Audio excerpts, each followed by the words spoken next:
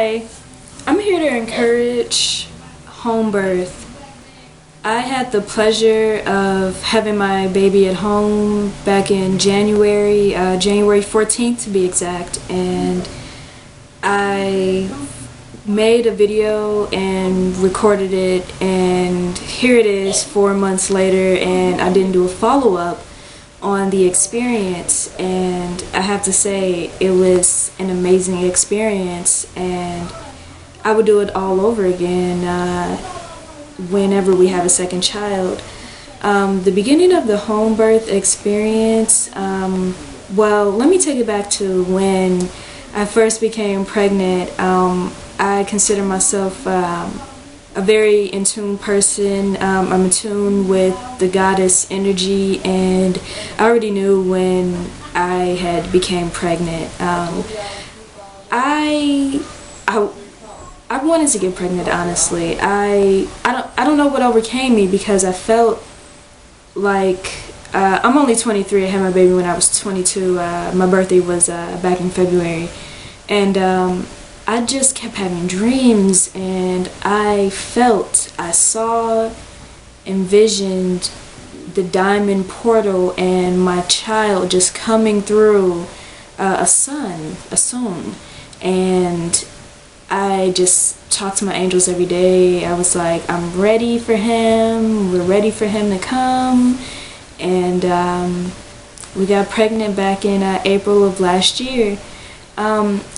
When I found out I was pregnant, I wanted to have a home birth. I was like, I want to have a water birth. I'm a Pisces, water's my affinity. I want to birth my son in healing, blessed waters, and of course I want to have it at home. My pregnancy, I have to be very honest and say that I did not have morning sickness. I didn't throw up. I threw up one time during my pregnancy, and that was actually towards the very end, surprisingly.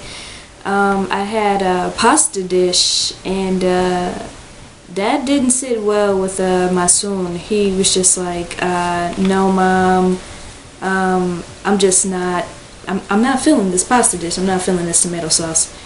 But I have to thank having been a vegan before, having purified and detoxified my body, and being a vegan and incorporating salads, juice, smoothies, and alkaline water, to not having any morning sickness during the pregnancy. I was very blessed at that. Occasionally, if I didn't eat a lot, occasionally I would have a headache, but I would pretty much not even consider that a big deal. I know that when a woman is pregnant and she gets morning sickness or afternoon sickness, evening sickness, it's her body detoxifying from the food that she had, and a woman who is pregnant should be very in tune with herself and the universe, because a lot is going on in her body. She's very sensitive to receiving and emitting energies. But yeah, right from the get-go, I knew I wanted to have a home birth, a water birth. I talked about it with my man, and he supported every decision during the entire process, and that was amazing too. And started looking for midwives. I met with 3 midwives and about 3 doulas, but we weren't really balling financially.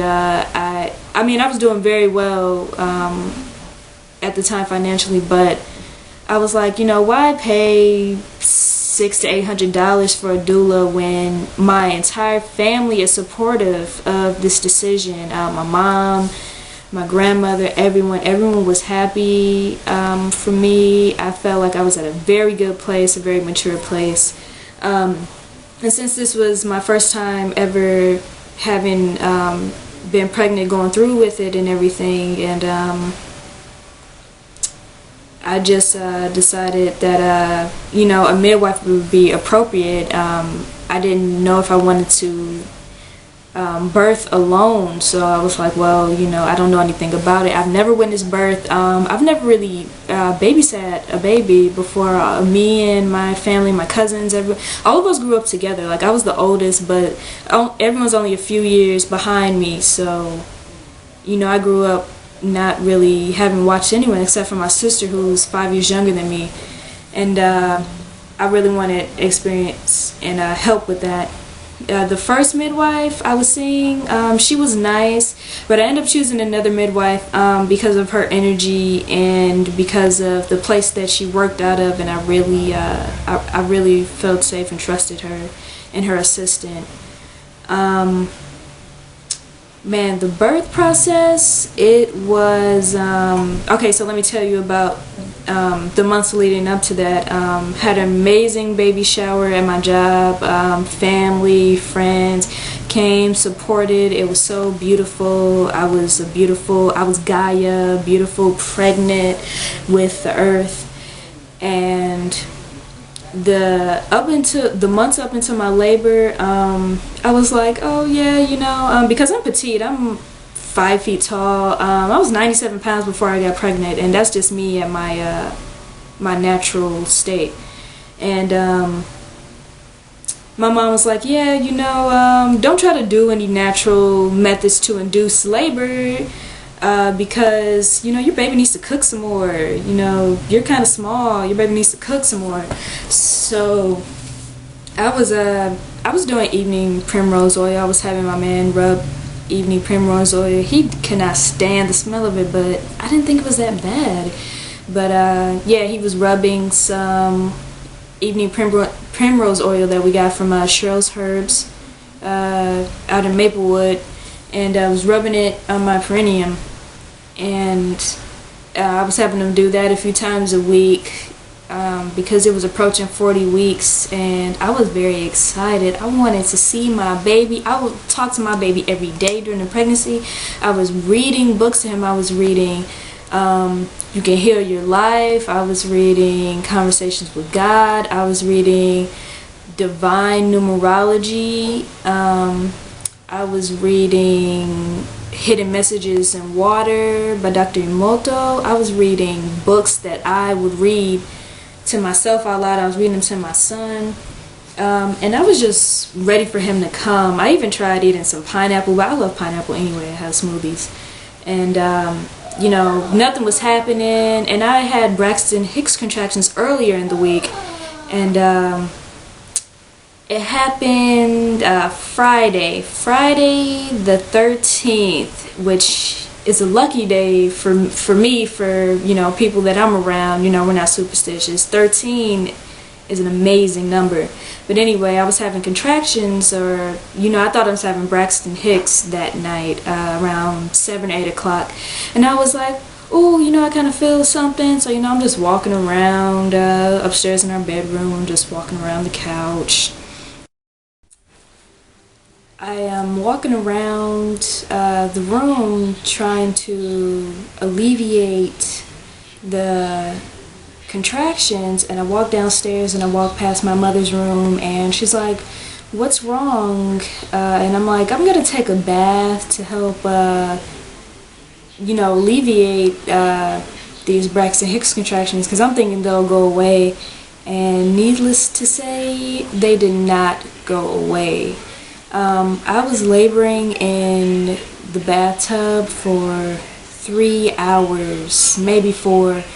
But we kept track of those contractions. I was in denial, or I don't know what I was in, but my mom, Mark's telling me, call the midwife, we need to call her and see what's up. And I'm like, no, I don't want to call her because I don't want her to just wait around for hours with nothing to do, because I'm thinking, I was taking in what other women were telling me about labor, that it was going to last 20, 30 hours, and I was just not ready for her to come because I didn't want her to just sit around.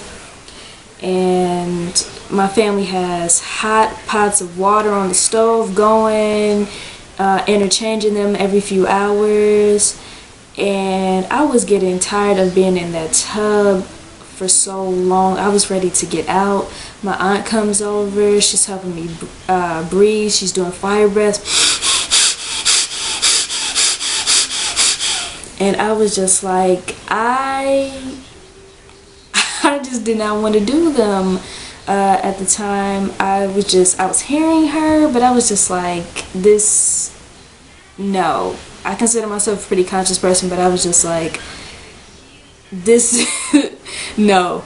So we walked downstairs. I'm butt naked. I'm in my man's house robe, some house shoes, and I'm just squeezing my aunt's hand, just squeezing to, you know, she tells me to squeeze my hand, you know, when you having one, I can handle the pain, and I'm squeezing this tight, and she's like, you can squeeze it even tighter and tighter. I'm walking around, and finally the pots are ready, so Mark and my mom's friend Larry, they lug these huge pots used for deep frying turkeys in, like 3 of these all the way up to the 3rd floor to fill up the birth pool. And the water's ready, so I go upstairs and I get in, and it feels amazing. It feels so amazing.